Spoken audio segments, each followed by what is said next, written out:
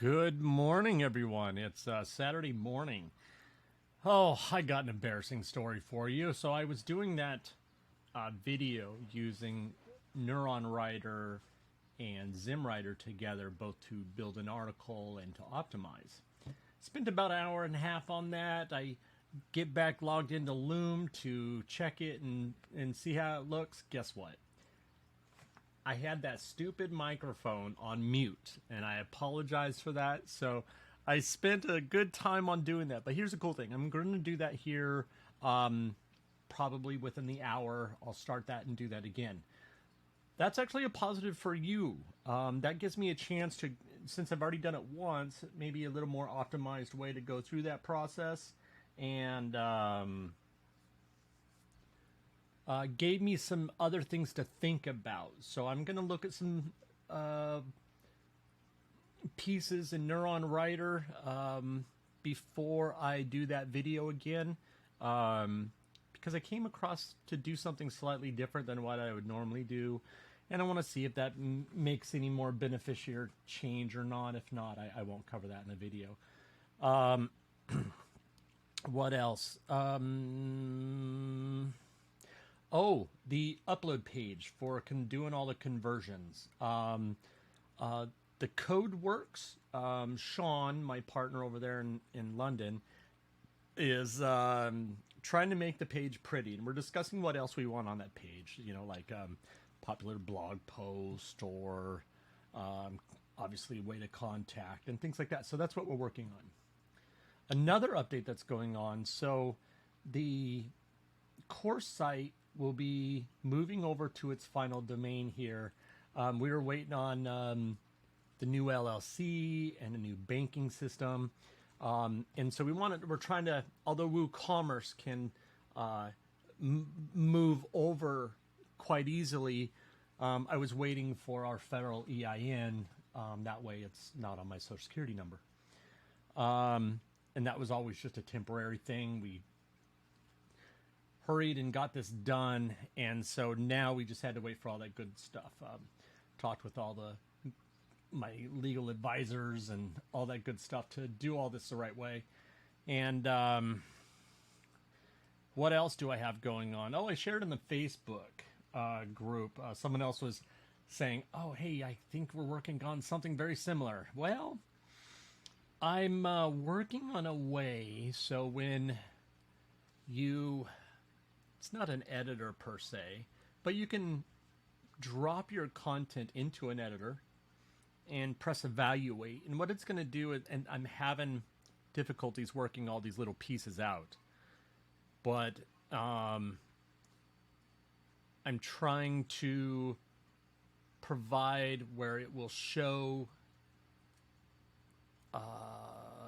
entities on your page and give you the opportunity to say, I want those in schema. And so that's really exciting. And I'm trying to get it to where it produces a perfect schema for you. Trying to do this automated is really, really tough. I mean, I can do some entity recognition stuff using NER and some other, programming techniques. But the two things, I'm trying to find a way using Google's NLP or their cloud NLP, which gives you access to their here, let me just pull this up and show you guys. That way you can see what I'm talking about. And I'll move that to the other screen in a moment. Here we go. So this is Google's NLP, and you'll see I've used this before and show people the little demo on how some of these things work. But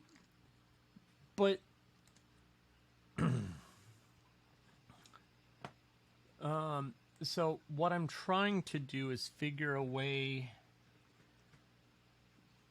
to where I can pull that information, display it properly. Google can analyze it, but it gives you a lot more. I'm trying to figure a way to filter that. So it's more useful. I mean, I could drop every entity on your page, and I can tie in links to all those known sources.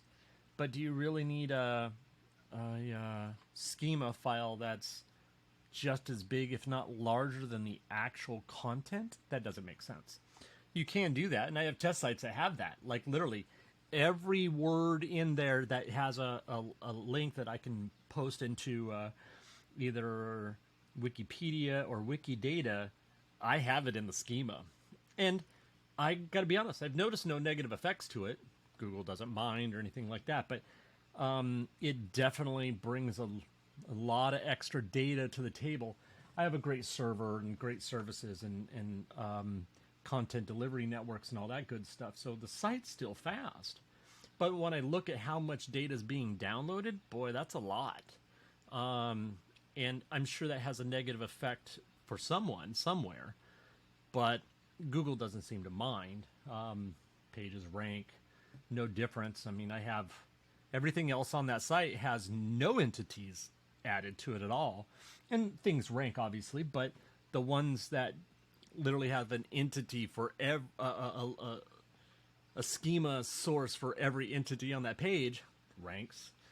Does it rank better than those that don't have it? I don't know. I don't think so. But Google says they like those entities so they can understand what's going on.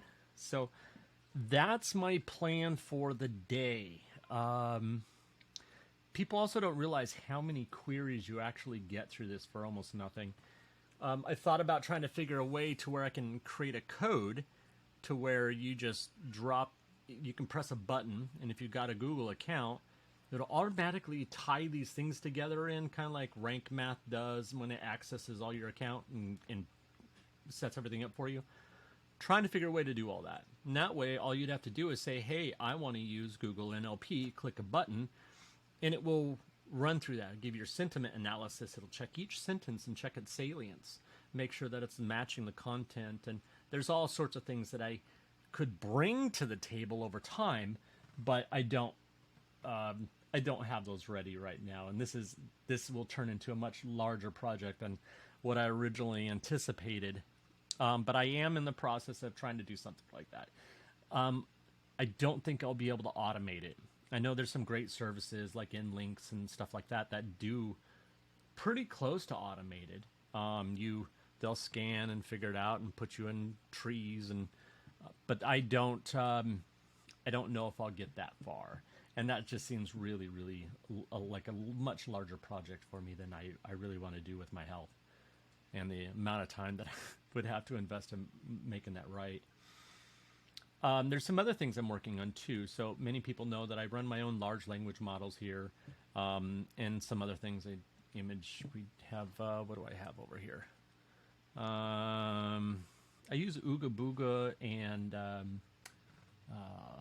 Comfy UI to use some of the other large language models. I've thought about maybe showing some of those and what I do with those and why I use them. I do have Stable Diffusion XL installed on here as well, so I can do the newer image generation. It's pretty nice. I mean, I can do a regular full-size image in like 2 seconds, I guess. About the same as you would on faster than servers, so that's kind of cool.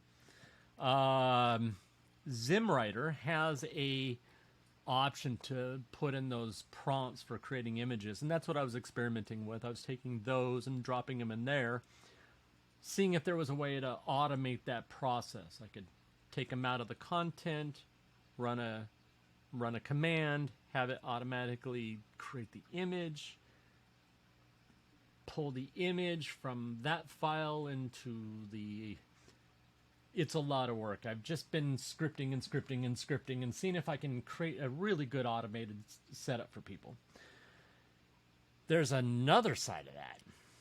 Gosh, I'm going to throw all this stuff out here. So all these wonderful plans and ideas that I have. So another idea that I have, and I've done a little bit of experimenting with, is that I'm connecting the server for the web host back here. And so, again, it's all manual right now, but I have a button that will,